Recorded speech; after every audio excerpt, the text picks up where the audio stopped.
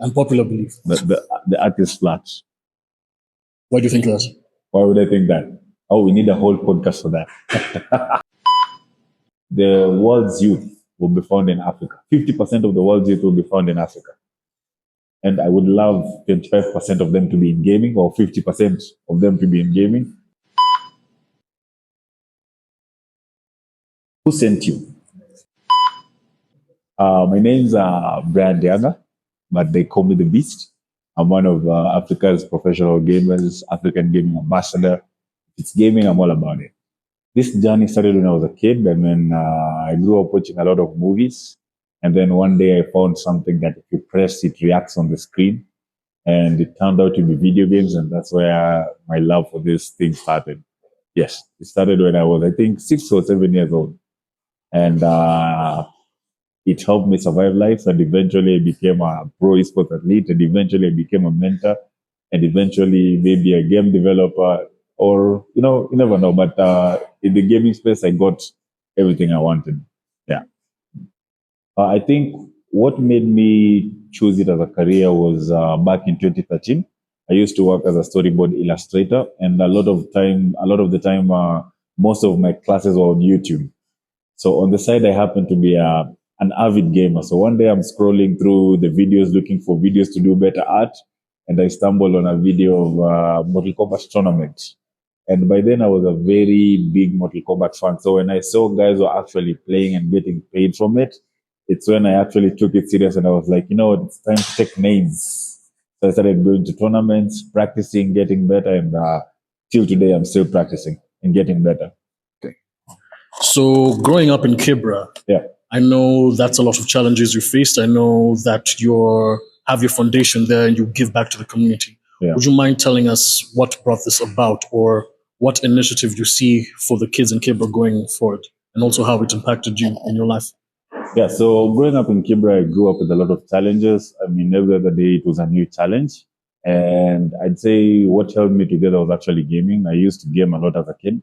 It gave me a sense of responsibility because I had to work and get the money to go and pay for video games. So in some sense, it gave me some sense of responsibility. And then again, growing in Kibera, I was raised not just by my mom, but by the community around, you see? So I'm not just a product of my own mom, but the whole community raised me up. So in being raised up with the community, I feel like giving back is something I should do without being asked, because without them, I would not be here today. And also, a lot of challenges I was able to overcome was because I spent a lot of time in gaming and I happened to learn a lot through that. And it helped me overcome real life challenges. And a lot of people are still struggling there, trying to find their way out. So I feel like since I figured my stuff out, I can help others figure their stuff out through what I do best, which is gaming. Yeah. You mentioned challenges Yes. During this. Could you mind mentioning or speaking to one or two challenges you as ambassador setting up the whole scene for esports, trying to also just try and explain that to an older crowd who doesn't really know who it is, or the powers that be should? I mean, growing up in the hood, I don't like calling it ghetto, but growing up in the hood has all the challenges you can think about. I mean, from poor sanitary, people even lack food to eat. There is no electricity. Even the basic common needs of life are not available in these places. And you find these are the places some of us have actually grown up to become adults. And in as much as we've grown up, there are still some people in this cycle who don't know how to get out of it or what to do because they're within it, And a lot of people who make it move away from the space.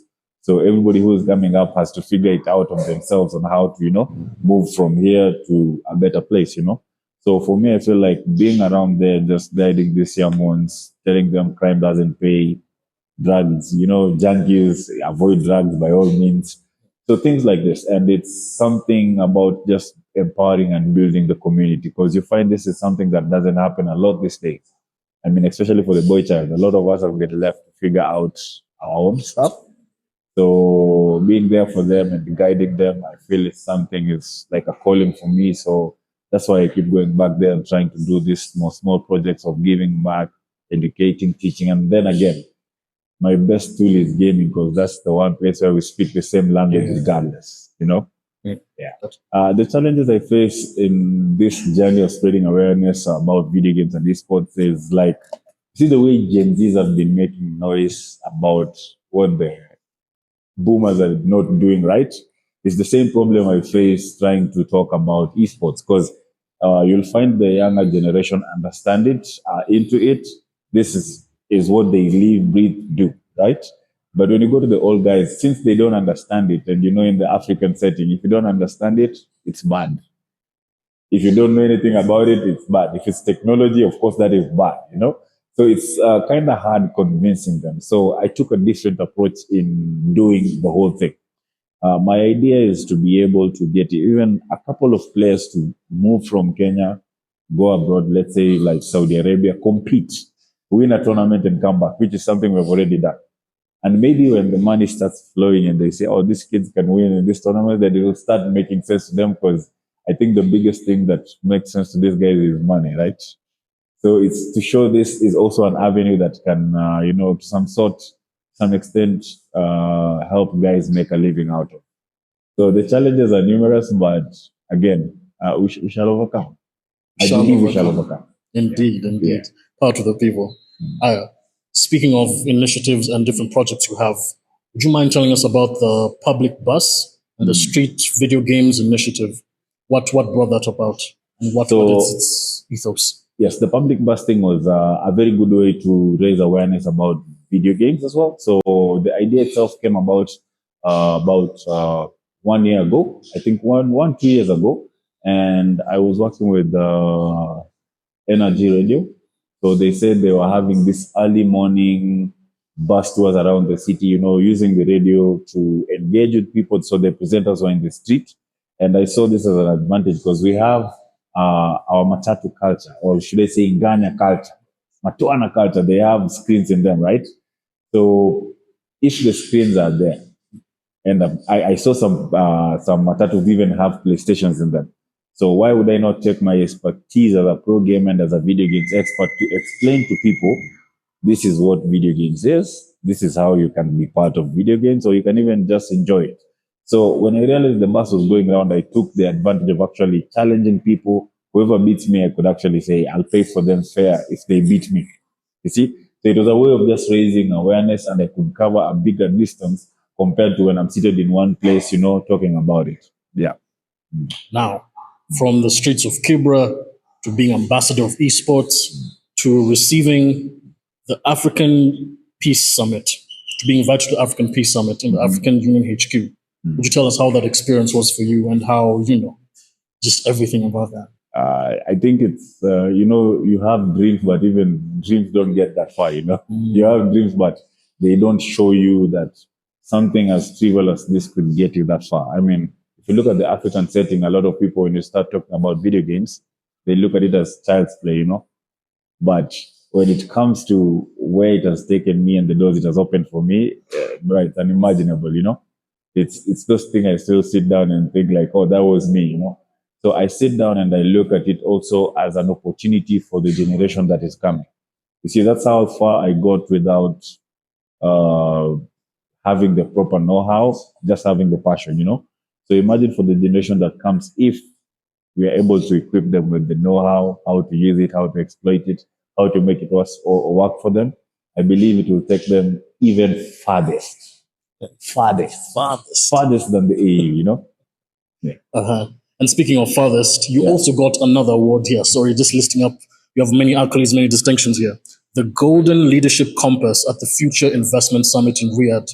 Yeah. What does this award mean for you, for an international body to recognize you this way and award you this? Yeah, the award means to me like, I used to call myself the local man, but once I got that award, man went international. And I think for that summit, the main idea was just to bring to light that esports and video games is happening in Africa. And it's high time for the world to give Africa a chance to shine. If not a chance to shine, give it a helping hand, bring it up to speed and show the vast talents of the African youth that are in gaming. In short, I was just championing for opportunities for, the African youth to get a chance to showcase their skills. And hopefully we'll get an African Esports World Cup soon because of that. That's the dream now. And speaking of championing Africans and championing African gamers, you also participated in the Afro-Arab League Gamers 8 in Riyadh. How was that? And how did that impact your career? I think that was my first time attending an international esports competition. And I went in the capacity of coach and coordinator. So I was coordinating the teams and I was also being a coach. And I can say what I saw there was like a wake-up call for us to, pull up our socks, because the world is like moving at 1,000 waves per second. Like you see stuff happening, then you're like, this is the same world we're living in. The competitions were very tough, and most of the players that went there actually worked hard to get there. They deserve to be there, but the competition they got there as well was, especially homegrown competition was crazy. Yeah. But fortunate enough, we made second place on our first international tournament. It's a big win. I should say my first international tournament. I was coach, bro. I played fighting games, but I was coaching on e-football. And we got second place. So I believe if you get more opportunities like this, one day we're bringing back the golden trophy. That one I guarantee. Yeah. Tell the people at home. I guarantee you, we'll bring back a trophy. Yeah. All right. So you have this mission, sort of, I wouldn't even call it a dream, I'd call it a mission, because I believe it's possible as well. Yeah. You want to replace weapons with video game controllers for the youth. Yeah. Could you elaborate on this and the vision and the impact you want this to have on the youth in Kenya and Africa as a large? So my goal about, or my mission of putting controllers, I put it in a funny way, controllers to, take control of your life. And I use this as a live example of myself. I grew up in a crime-filled neighborhood. I had all the options of being a thug, a bad person, and I'd say video games saved my life. Yeah. I'm here today because I didn't go outside to play football. I went inside to play video games. And it's sad that I had to lose a lot of mates growing up. So I don't want this coming generation to go through that, So the idea is just to give them a sense of control. And as much as life looks like sometimes it's just going on autopilot, no, it's not. You can actually take control. And for me, I was able to get that control through gaming. And I believe not everyone will get it through that, but if one person gets it, I think I've saved the whole world. So yeah, that's just the basic idea behind that. Just to, give a different perspective of life to people who feel like losing hope or giving up. Yeah. And how has this initiative been taken in by the public and the street kids and the people of Kibera? It's solid. I have not made any objections so far. It's going good. I mean, I face a lot of challenges because, again, what I'm doing is we call unconventional. It's technology. It's new to us. So I'm taking it as something new, taking my time with it, and I'm here for the long run. Yeah. Okay. Yes. Moving on from your many accolades and your experiences and all this, now a bit of advice, if you can draw from your well of knowledge. What advice would you give young people in the gaming industry about saving and investing for their future? First of all, I think what I would personally advise is, or what has worked for me is, nothing comes easy. And if it comes easy, that's how it will go. It will go easily. Yeah. So the best thing you can do is put in passion, put in hard work smart, put in your all. And even if it takes 10 years, 20 years, if it's yours, it will get to you in a way that you won't imagine. I mean, 10 years ago, if you asked me if I would be going around the world talking about esports, I'd actually slap you because it will look like a lie, But here today, I can tell you I've been able to go around the world just because of esports. It looks this small, but to me, it's this big. So whatever you're doing out there, do it with all passion, all love, and don't sit on one thing and say, I'm just going to be good at this. No. Take the opportunity to be good at everything you can be. So if you want to be an artist, if you want to be a dancer, if you want to try everything until you find something that suits you. Don't stick on one thing. I think sticking on one thing is what has failed a lot of us. So be, in Bruce Lee's words, be like water. Be like what? Water. Be like water. Waba. Yeah. In that same regard, in that same context, how important is financial literacy for gamers and esports professionals And what steps do you take to manage your finances effectively as well? I think financial literacy is something that should even be taught in schools more than parts of a plant which you are taught and I've never been able to use. Financial, especially for the field we're in, for example, in gaming, there's a time there are tournaments, there is a time there are no tournaments. So you have to look at ways that you'll make money if the tournaments are not there. And that only comes when your financial literacy is, you have to learn to balance, to spend, not to overspend. And when you're coming to gaming, it's tech oriented. So a lot of things you'll have to buy. And that means you'll have to go out of your way to spend more than what you even earn from the gaming itself. So personally, I am very disciplined. I started being disciplined as a kid because remember, I used to work to get my money to go and play video games. So it's there I learned how to balance books. And we do that till date. But financial literacy, especially in these times that we live, is something that I think should be on top of your list in terms of discipline. So yeah, I think for me it's a recommendation. No, the opposite. It's compulsory to have it. Not it's compulsory. You must have it. You must know how to manage it. Otherwise, this space is tough to do the thing to you. Wise words. Thank you. Yeah. Now, you've spoken about how gaming and esports has changed your life personally and professionally. What advice would you give a young African aspiring to join the gaming esports industry? What advice would I give to the young Africans aspiring to join the gaming industry? The plate is so big. There is so much to do within the space. I will list but a few. There is media. There is the sports part of it. There is the content creation part of it. Let me break it down. Esports athletes. You can go compete, be good at the game, make money off of it. Content creator. You can use video games to educate, to have fun, to make engaging entertainment content. Game development. You can develop games. And games tell stories in ways you can't imagine. I mean, look at God of War. We know all of Greek mythology just by playing God of War. We don't have anything on African mythology because nobody is building African games yet. And if it is happening, it's on small scale. So if everyone could join hands and start making African games, that is also an opportunity just lying there.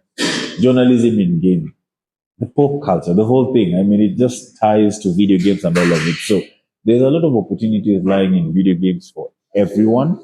And it's high time we join the space as African youth and take advantage of it before anybody else comes and shows us what to do.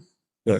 Yes. In that same breath, what's your focus for the future for gaming in Africa? Where do you see it going? What do you see it can do? Speak on it as a whole vision. I think I was looking at a survey around the world, and it showed that in maybe 10 years or something, the world's youth will be found in Africa. 50% of the world's youth will be found in Africa. And I would love 25% of them to be in gaming or 50% of them to be in gaming. And that will make gaming work for everyone. And when I talk about gaming, I'm talking about video games, the whole ecosystem, esports, content creation, game development, whatever it is, mobile gaming. I want the African youth to take advantage of it because it's tech and the future is tech oriented and it's heading towards tech. That would be my advice to the African youth. Join the space, fill the space, take advantage of the space, shape it as you like to see Africa look. Yeah. Yeah. So, from growing up disenfranchised to becoming an ambassador to winning international accolades, what has been the proudest moment in your journey so far? The proudest moment of my entire career was when I had tea with the Saudi Arabian prince who invited me to go and talk about my life in video games. I think this is one of the most epic moments in my life. I mean, from being flown on first class, getting my own limousine, my own chauffeur. Gosh, the life. Yo, by the way, good things are waiting for you when you take your time with whatever you're doing. Just put passion, love into it, and so it will open for you doors where there is, walls.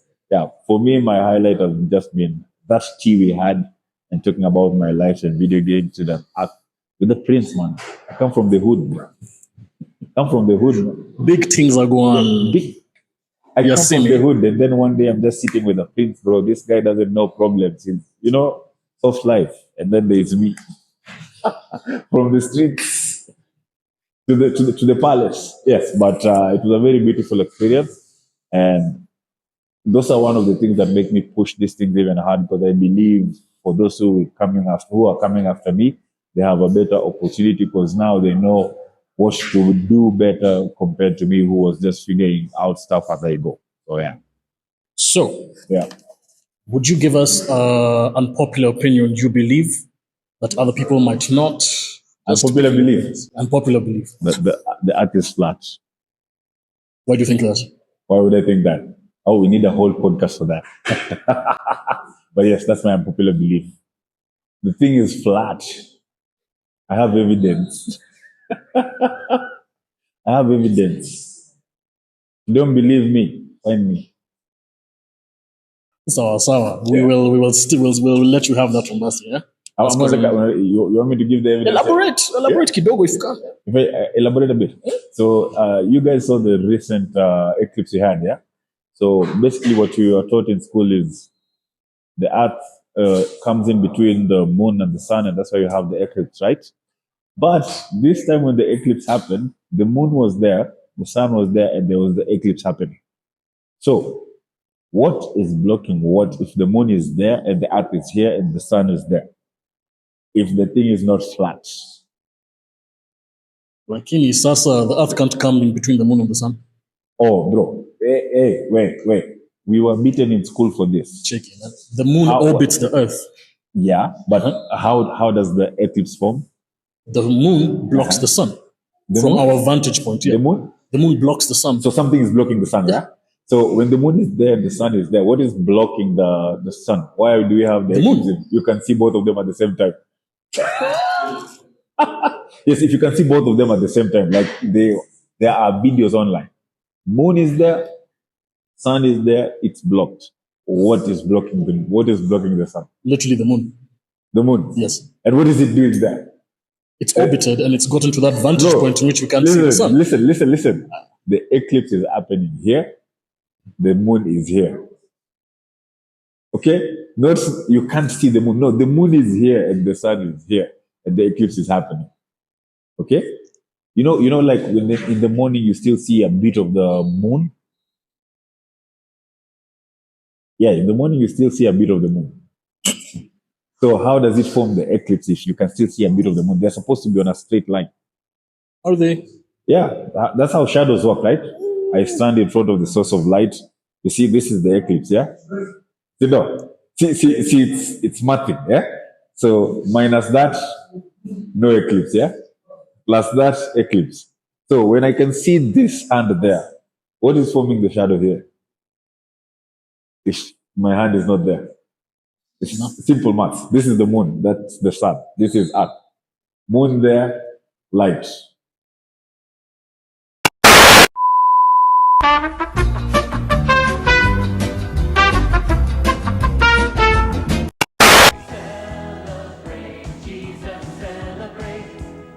Presenting Songs for Worship, the best praise and worship songs of all. A quick segment here. Don't think, just answer. It's a gaming segment, huh? Okay. Number 1, God of War or Assassin's Creed? God of War. Call of Duty or Battlefield? Call of Duty. Doom or Halo? Oh my, Doom. Ghost of Tsushima or Sekiro? Don't think. Since I'm about skill, Sekiro. Controversial. Sekiro. Okay. Last of Us or Red Dead Redemption? Hey, that is tough. Red Dead. GTA 5 or GTA San Andreas? They all touch my heart. All of the above. That one I go for both. They are beautiful games. Yeah. Taken or Mortal Kombat? Who sent you? Who sent you? Mortal Kombat? I recently adopted Taken, but Mortal Kombat. Fair enough. Okay. Last one. Batman Arkham series or Injustice? Batman, Arkham series, all day, any day. Apple sour. All day, any day. Yes. Twice on Sundays. Hmm. Okay. Thank you for hosting us in your space. Thank you for the words of wisdom. Thank you for just imparting on what you do. And also thank you for even the initiatives that you have. Okay. I see we're here shooting at your space. You have a lot of equipment here. Would you mind telling the people at home, as a parting shot as well, Okay. about AfriGamers and what it is you do here? So the space we're in is in Adlife Kilimani. It's called AfriGamer. It's on the 4th floor. And what is found in the space, this is not just your regular gaming space. This is an actual esports arena. And when you come here, expect to find professionals in the different games. FC24, upcoming FC25, Street Fighter, Tekken 8, Mortal Kombat 1. So apart from just the games, we also host tournaments. We coach. We teach guys who want to join into esports, or if you want to do content creation in gaming, you can see the equipment is there. If it's gaming PCs, they're here. If it's PS5s, they're here. If it's simulator rigs, they are back there. So once you come to AfriGame, I don't think you can leave, because this is the paradise for gamers. Not just esports athletes, but the paradise for gamers. And you are welcome to come in anytime. You're open every day of the week. Yeah, become proper esports guys and gaming guys. Thanks to you, yours truly. You'll find me here, the Beast. I do coordination, I do the tournaments, and just general day-to-day activities of the space. So yes, anytime you pop in, the man will be here. And also you can find me on TikTok as The Beast, same as IG The Beast 3, and on YouTube The Beast Gaming. Okay. Parting shot. Any last words? I'll be back. Stay true, eh?